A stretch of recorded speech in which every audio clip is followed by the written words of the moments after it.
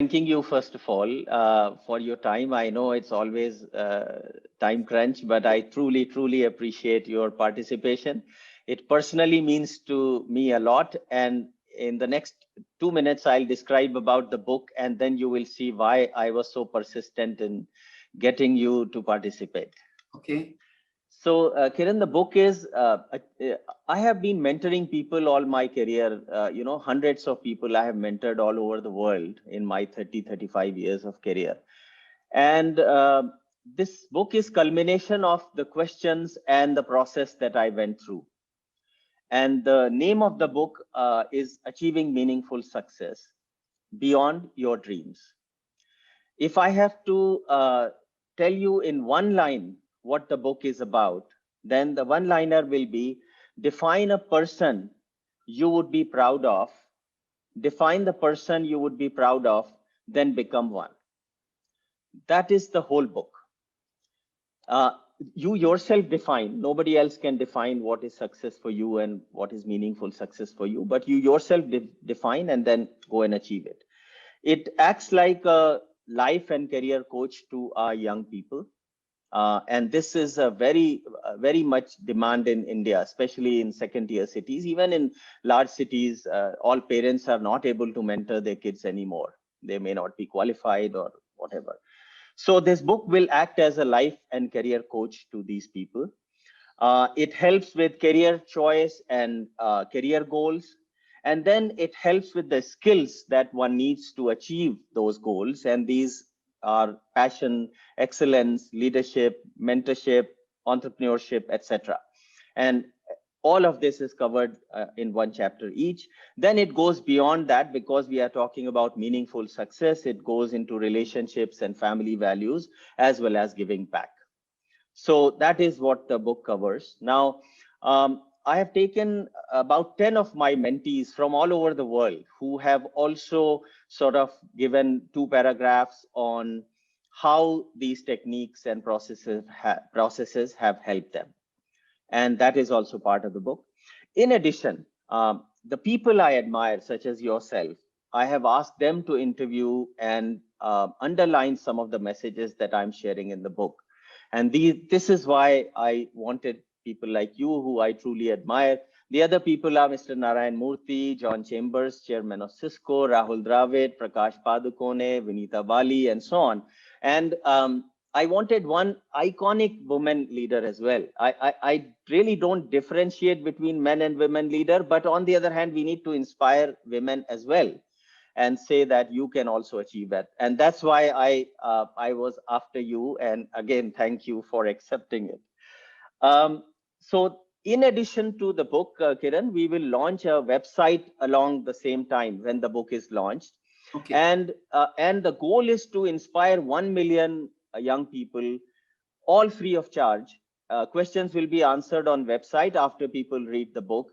And that is the goal, to impact really 1 million people, especially people from large and mid-tier cities. So thank you again. And you will impact these 1 million young people in one way or the other, especially women.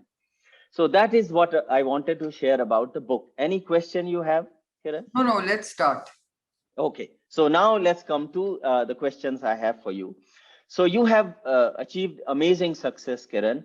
What are the 3 factors that you would dedicate your success to? So first and foremost, I think young people need to be ambitious and need to be inspired. Okay. And I think I was both. Basically, I drew inspiration from many things I saw around me. First and foremost, I think there was a compelling sense of self-interest where I wanted India to be a better country. I wanted my community and my immediate community to be more advanced, if you know what I mean. Yes. And, the fact that I was educated in India and I saw a lot of brain drain happening because everyone was going out of the country to pursue better options. I felt, why can't we create better options in our country? And that was my sense of mission or compelling self-interest, where I said, If we could create better options in India, I'm sure, we could prevent the brain drain, and it would be a much better country for young people to pursue ambitious careers. So that is where I felt I drew my sort of inspiration can happen in many ways, right? It doesn't always have to happen from people. Yes. Inspiration is something you draw from what concerns you, what really worries you, what troubles you. I think that actually creates inspiration. Correct. So one drive was compelling ambition and inspiration. Yeah. So that was one thing that really got me into this mode, that why can't I get India to be a better country for all of us? Why can't I do my bit to make that difference to this country? And what is it that I can do? So since I had pursued science, I mean, I was very inspired by science. I felt biological sciences was something that really inspired me. I was very inspired by the fact that these tiny microbes, like bacteria and yeast and fungi, could produce such amazing things that could be life-saving, could, catalyze bioprocesses, and so on and so forth. So and of course, it all started with brewing, because my late father was the one that said, if you're interested in microbiology and biotechnology, then why don't you pursue brewing? Because see what this little yeast can do. It ferments this, this particular medium into alcohol and beer, so that's what it's all about. You should learn about it. So that's how I went to study brewing, to understand biotechnology, fermentation science, and brewing science. And I really enjoyed it because I learned a great deal, okay, about how life systems work and what life sciences is all about. And therefore, when I came back to India, I was quite excited about pursuing a career path in brewing. But as you know, the brewing industry was very conservative. They didn't think it was a woman's job, and I couldn't get a job. And then, of course, it led me to start my own biotech company. And that biotech company was about enzyme technologies, because brewing science is about enzyme science, right? And so I said, okay, I can't do brewing, but at least I'm using my knowledge and I'm applying my knowledge in a very meaningful way. So that's how I started Biocon as an enzymes company. Okay. So I started basically replacing chemical processes with enzyme processes. Okay. So I said, why do we want to pollute the planet with all these chemical processes? Why can't I make it more eco-friendly with enzyme processes? And that's how I started my journey. And then, of course, later on, I pivoted into biopharmaceuticals, because I felt that, microbes can do even more amazing things. And I was very, very committed and inspired by the fact that, I had that opportunity to make a difference to healthcare in India and global healthcare, because I realized most people didn't have access to these kind of products. So that is my journey of inspiration. Let's put it that way. Okay. So, I want young people to know that it is not just about people inspiring you, but it's also about problems that should inspire you. Correct. They often say that ignorance and not knowledge can actually lead to innovation. Yes, so true. If you constantly believe that it's about knowledge and leveraging knowledge and applying knowledge that creates innovation and invention, it's not true, because it could be a simple ignorance that I would love to do this. Yes. And maybe there's not enough knowledge to show that it can be done. But if you create that knowledge, then that ignorance becomes very valuable knowledge, Very well, yes. So that's why I'm saying we should not get too rooted in very rigid kind of frameworks. Yes. And that's why I tell young people, you must get inspired by problem solving. So well said, yes. Right? So that's been my journey. My journey is, obviously some people will inspire you from time to time. Sure, but that is not my driving sense of purpose. I don't want to be somebody else. Yeah. I just want to solve big problems. I want to solve big problems for my country. I want to solve big problems for the world. And I think that is what young people should be inspired by. That is my advice to Very, young. very well said, Kiran. My next question is, were you goal-driven from your early career or now? Are you a goal-driven person? Would you categorize yourself as that? I'm purpose driven for sure. Okay. And obviously purposes have goals. Goals. Yeah. And I am therefore driven by those goals. I am driven by the fact that I want, I was driven by the goal that I want to put India on the map of biotechnology, which I felt very proud of, when India was starting to get noticed. I'm driven by the purpose of, putting biocon on the map of the world when it comes to diabetes and cancer and autoimmune diseases. And I think slowly we are getting there. Okay. So I think that's the kind of, broad goals that I aim for. Yeah, saying that, I'm on a mission. I am driven by a sense of purpose. Yes. And I think young people do need to be driven by a sense of purpose. I completely agree. I think when you have a purpose, it brings meaning into your life. Absolutely. I always tell young people, if you're doing a 9-to-5 job without a purpose, then it is a 9-to-5 job. Exactly. But if it's a 9-to-5 job with a sense of purpose, you will enjoy it. And Absolutely. You will go beyond what you are capable of doing. And Absolutely. That's why I've always tried to tell my colleagues at work that it has to be about ordinary people doing extraordinary things because they are driven by a sense of purpose. Very well said. Very well said, Kiran.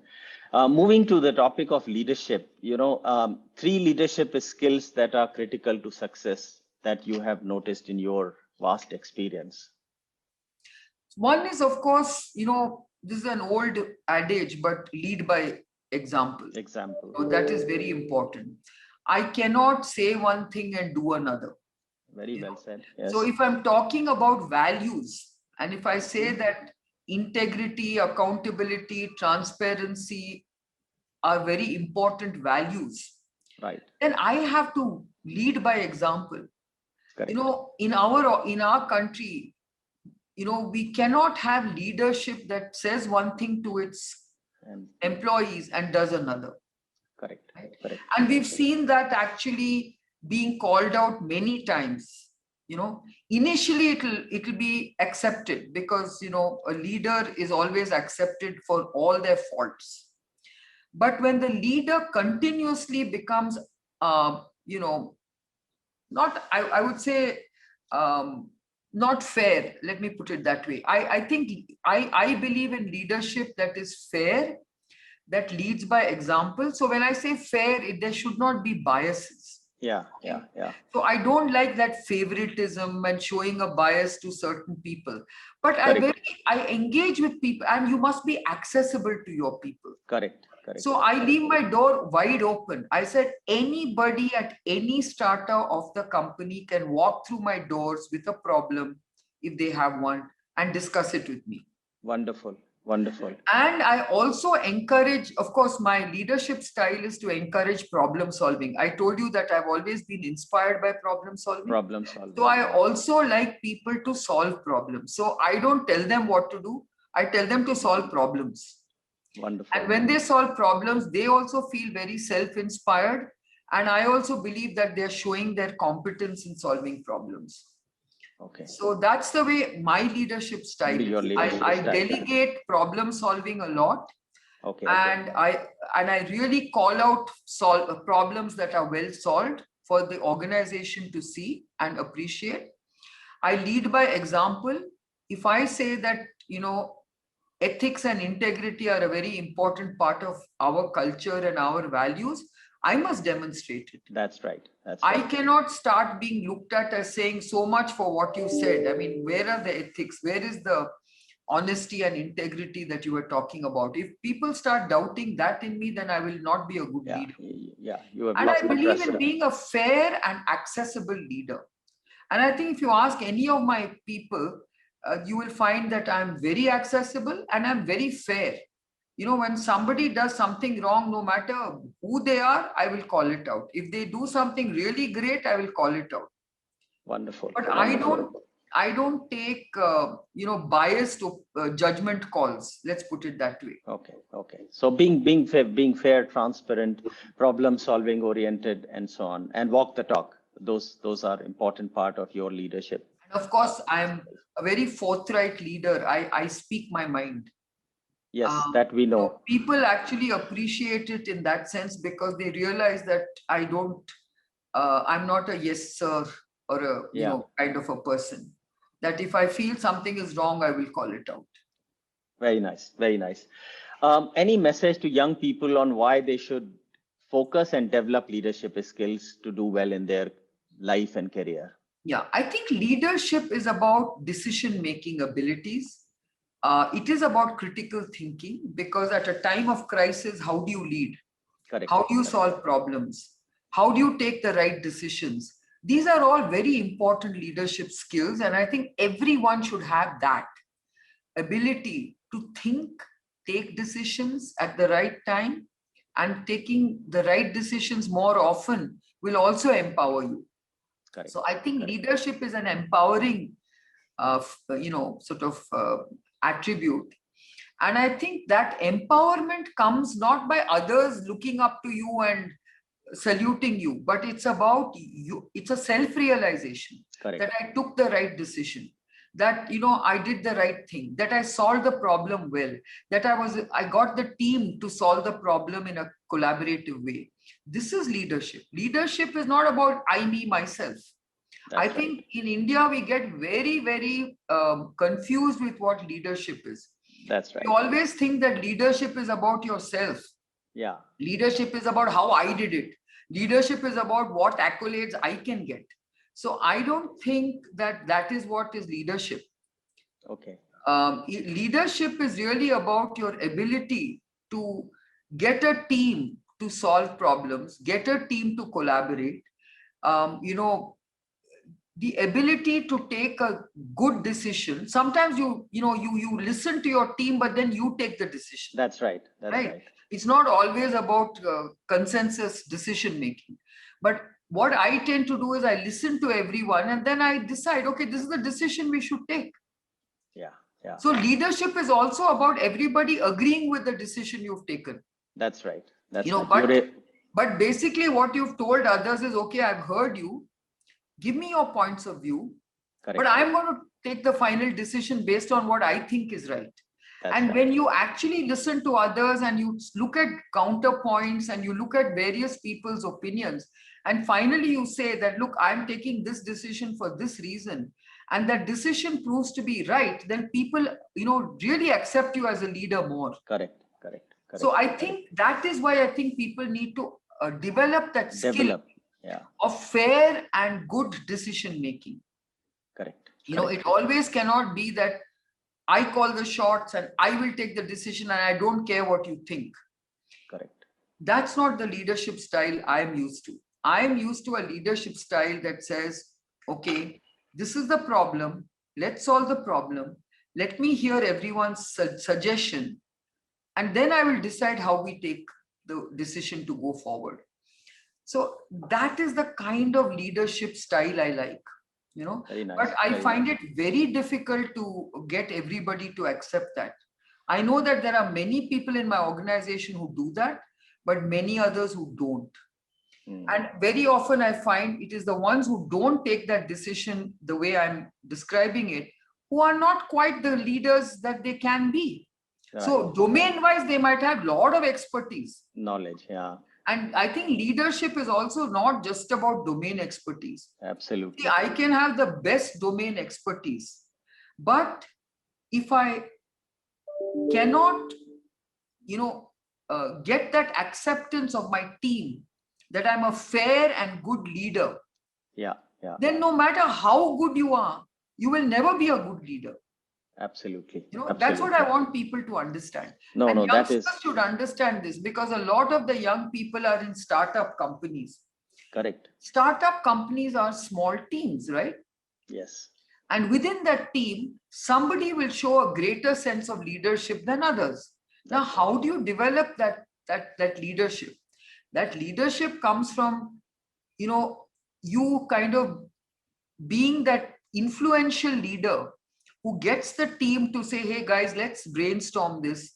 And then based on everything, you say, hey, I think this would be a good way forward. And then if it works, then people will depend on you more and more as leading the way. But you can't just say, oh, I have the biggest share in this startup, so I call the shots. I don't care about any of you. That's right. I never did that when I was building Biocon, even though I owned the company. Correct. But my team, I never made them feel that just because I own the company, I call the shots. Yeah. I mean, I remember very often that, visitors would come to my office and they would find me really having a massive argument with one of my founding team members. And they would think that that guy is going to get fired, And, my colleague would just get up and say, oh, I think you have another visitor. I will continue with this discussion later on. And the visitor would be horrified. He said, you allow your people to talk to you like this? And I would say, yes, we are having a very healthy, important discussion. Correct. Because he and I are not in agreement with some matter. That's right. And we are having a discussion. Ultimately, I might find he's right. And ultimately, he might find I'm right. But we have to have this discussion. Yes. Because we need to have all points of view expressed at this organization. So that's how I built up Biocon. Yeah. No, that is very important to give access to people, listen to their point of view. You must encourage dissent also. Correct. Discussion. Okay. Correct. I mean, that's why I think even in our political system, we must accept dissent. If you always want everybody to agree with you, then you become that kind of leader who doesn't really know the reality on the ground. Absolutely. You have to be a good listener. That is part of a leadership style. Any book you would recommend for our young people that has made an impression on yourself? So, R. Gopala Krishnan, recently wrote a series of books on some of us. Okay. And the way he wrote it was very interesting because in each one's journey, he picked on certain aspects of what worked in terms of success factors.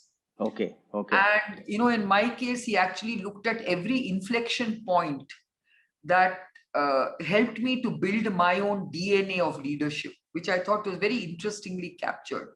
Okay. I always have believed in a differentiated model of leadership. I always tell young people, don't always try and be imitative or don't always be a me too or a follower.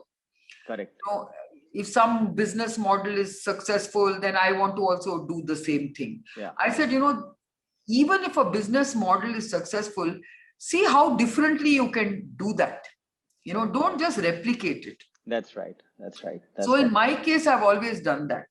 Okay. So when I looked at getting into biopharmaceuticals, I said, okay, let me see what other companies are doing because I was late to the biopharmaceutical business. So when I looked at the small molecule business where the Indian industry had become very successful in generics and small molecule chemically synthesized molecules, I said, hey, why don't I focus on fermentation synthesized molecules? So that was my first differentiation. And that's why today Biocon is a leader in fermentation-based generic molecules like statins and immunosuppressants and other things. Then I looked into biopharmaceuticals and I said, hey, everybody's focused on vaccines. Let me focus on antibodies. That's how I started focusing on antibodies and insulins, right? So I think you need to look at what is everybody else doing and can I do something different? Yeah. Being different. And today, even for example, if I look at the vaccine opportunity, can I focus on a very different aspect of what others are not focusing on in terms of vaccines? Yeah. That's the kind of messaging I want to give to young people, saying, push yourself, challenge yourself to be different, challenge yourself to develop a differentiated model. Flipkart basically was following the Amazon model because Amazon model was created right there. But Flipkart basically said, how do I make it different in India? Correct. And they tried to differentiate themselves as a e-tailing company with a difference, right? Correct. Correct. So I think Ola did the same. Correct. Uber was Uber, their competitor, that's but right. they had to then see how do we differentiate ourselves? Correct. How do we compete with the Ubers of this world? So I think everyone who wants to get into this kind of area should start thinking about how different can they be. Only when you do that will you be successfully called out. Correct. Otherwise you will get lost amongst the milieu of companies that are doing the same thing. Absolutely. Last question, Kiran. Any message to young female, sort of young people from what they can learn from your life and what they should or shouldn't do? So I just feel that women actually have latent qualities in themselves which they have to discover. I discovered my latent qualities that I could, I was someone who was ambitious, someone who wanted to have a career, somebody who wanted to do things very early in my life. And that, of course, I must admit, comes from your family. Okay. Your family basically invests in you and makes you believe in yourself. My parents were very much believed in their children. They did not differentiate between me and my two brothers.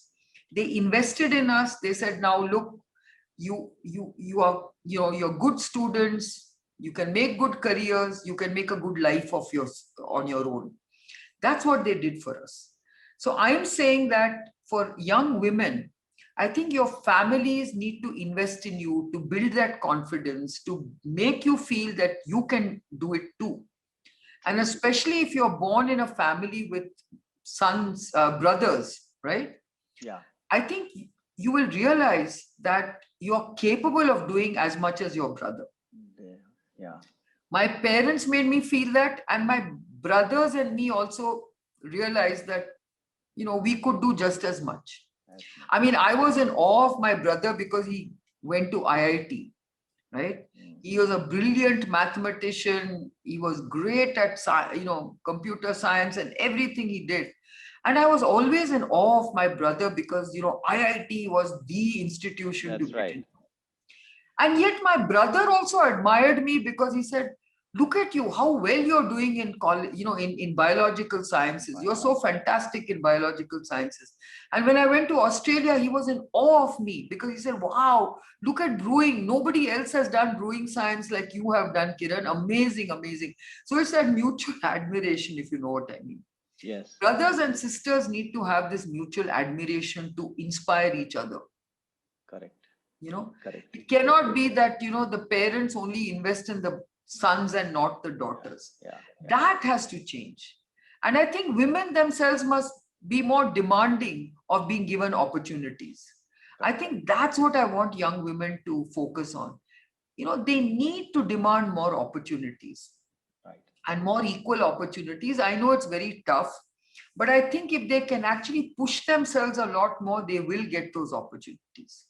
True. And how can they develop more self-belief? The self-belief comes from obviously looking at women who have achieved things, right? That, of course, has to come from seeing other women who have done it. I mean, today there are so many examples in so many realms. Okay, I keep getting showcased as one such successful woman. But let me tell you today, NASSCOM is headed by Debjani Ghosh. That's right. Right? Then we've got Nivruti Rai, who's leading the innovation effort at Intel. Yes. So women in technology are now in large numbers. It's not just a few. Correct. Okay, I'm on the Infosys board. I'm the lead independent director. And when we are looking for board members, I can tell you there are some excellent women leaders around the world. Okay.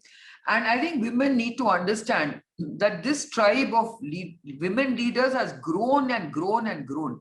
Okay, maybe we are still not at the optimal level that we should be at. But if you want examples, there are many, many examples. And I'm saying, don't just look at the iconic examples. Look at the next level and the next level and the next level. I want women to look at women whom they can relate to. I don't want them to look at someone like me and say, oh, I can never be a Kiran Majumdar because, look, it'll take me so long to get there. Very often I find that even though I'm a great, role model for many women, women get daunted by me. I don't want them to get daunted. That's right. Because I always tell these women, by the way, it took me 40 years to get here. Yes. It's not that I achieved it in a few years. That's right. But at the same time, I think you young women have an opportunity to do it in a much lesser timeline, right? Right. I think women can get right to the top in 10 or 15 years. They don't have to wait 40 years like I did. Because I had to build credibility, I had to deal with societal, problems and challenges. So that's why it took me that much longer. And India also was not ready to accept women in leadership roles, right? And so I took that much longer. But today's young woman in India can do it in a much shorter time. Correct. And the kind of woman she should relate to is the younger woman. Correct. And there are many examples of smart young women who are doing amazing things. But today, in fact, I was very inspired by the fact that when I was a jury for the ZS Prize, and we looked at all the final shortlisted companies, I was so happy and excited to see so many women as a part of the founding team, as playing those leadership roles in startup companies. I was very excited to notice that. That's right. So I just think there are so many smart young women who are doing amazing things, and women should get inspired by that. Very, very nicely said, Kiran. Thank you so much for your time. My time is up, so I'll let you go. Thank you. I truly appreciate your time. All the best for your book. Thank you so much. Bye-bye, Kiran. Bye.